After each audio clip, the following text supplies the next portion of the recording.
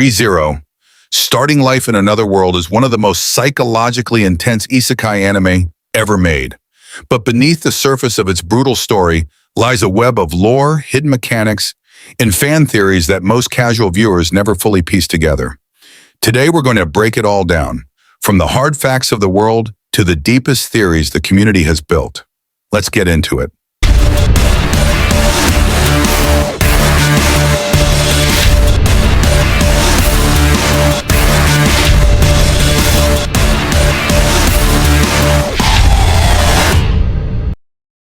ReZero follows Subaru Natsuki, an ordinary Japanese teenager who is suddenly transported to a fantasy world called Lugnica.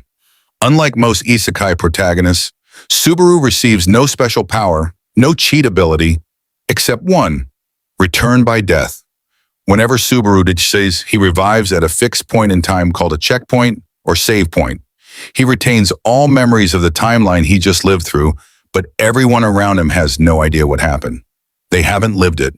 Subaru has. This isn't a fun power. It's a curse. Every death is experienced in full. The pain, the fear, the grief. And Subaru carries that psychological weight forward into the next loop. The series uses this mechanic not as a game, but as a vehicle for exploring trauma, PTSD, obsession, and the cost of perseverance. The Kingdom of Lugnica is the primary setting of ReZero, and it has a rich history that shapes the entire plot.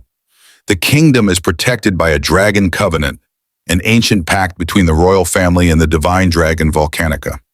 In exchange for the dragon's protection, the royal bloodline upholds certain duties. At the time of the story, the royal family has died out, triggering a royal selection. 5 candidates must compete to become the next ruler, and the dragon will choose from among them. The 5 candidates are Amelia, a half-elf, Priscilla Barriel, Anastasia Hoshin, Felt, and Krush Karsten. Each has their own knights, followers, and political factions. Amelia is the character Subaru aligns with and fights for, partly out of genuine love, partly out of a compulsive, sometimes toxic devotion. Return by death seems simple at first, but it has several important rules and hidden implications. Subaru cannot tell anyone about his power. Attempting to do so causes a mysterious hand to squeeze his heart, threatening to kill him, or worse, kill the person he's confiding in. This isolation is a major source of his psychological deterioration. Checkpoints are not always where Subaru wants. He doesn't choose where he revives. The save point shifts under unclear conditions, sometimes locking him into loops far from the people he wants to protect. Every loop is a real timeline that gets erased. The people who died in a failed loop did die. Those events happen. Subaru is the only one who knows. This raises major questions about the moral weight of his actions. Dying repeatedly causes lasting psychological damage. By Arc 4, Subaru is suffering from genuine symptoms of PTSD, dissociation, and suicidal ideation, making him one of the most psychologically realistic protagonists in the isekai genre.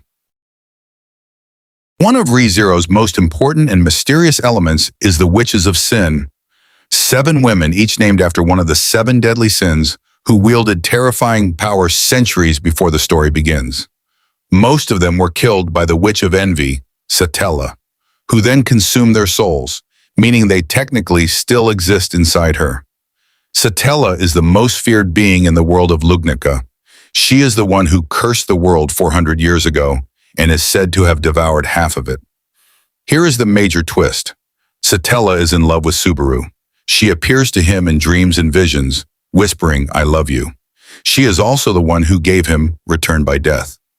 The Witch of Greed, Echidna, plays a major role in Arc 4. She established the Sanctuary, a barrier that traps people of mixed demi-human blood, and left behind trials that test candidates seeking to lift it. She is deeply interested in Subaru and attempts to form a contract with him to access his memories of past loops. ReZero introduced one of its most terrifying antagonist factions in Arc 3, the Witches' Cult, led by figures called Sin Archbishops, each representing one of the deadly sins. The Archbishop of Gluttony, specifically the siblings Lai and Roy Alphard,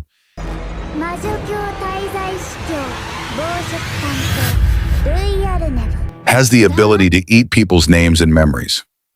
A person whose name is devoured ceases to exist in the memories of everyone who knew them.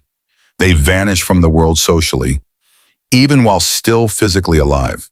This becomes critical in a tragic moment when several beloved characters have their names eaten, causing the people around them to forget they ever existed. The victim is left alive but socially erased, one of the most unsettling forms of loss in the entire series. Beatrice is a spirit who has spent roughly 400 years guarding a pocket dimension called the Forbidden Library inside Roswell's mansion.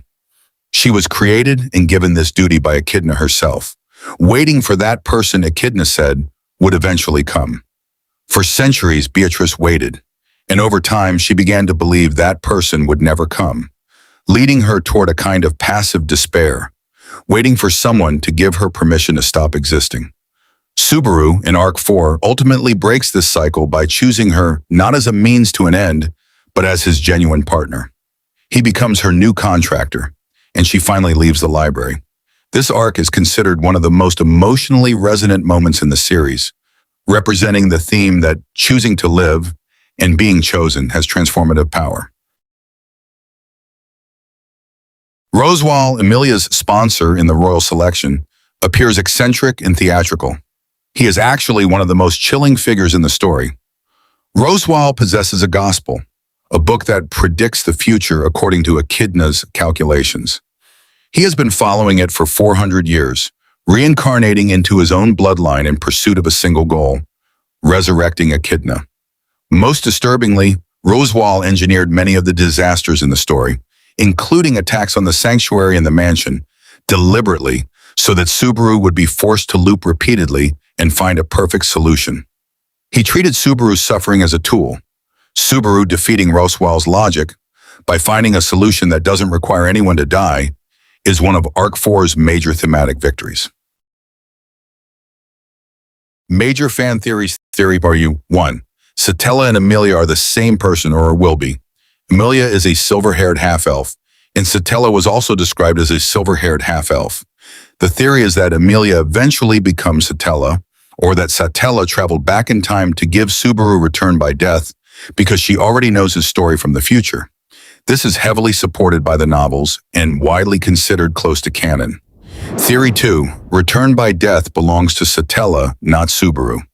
Some fans argue that return by death is not Subaru's power at all, that Satella is the one resetting time, using her authority as the Witch of Envy to protect Subaru across timelines because of her love for him. Subaru is not the user of the power. He is the recipient. Theory 3. The checkpoints are set by Satella deliberately.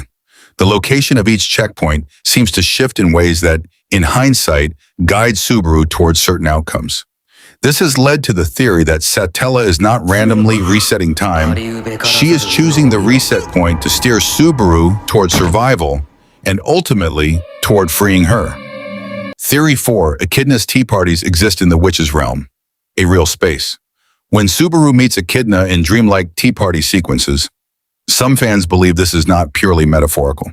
Echidna's soul lives inside Satella, alongside the other witches, and these meetings may represent Subaru's subconscious making contact with that realm, raising questions about what Echidna's endgame actually is.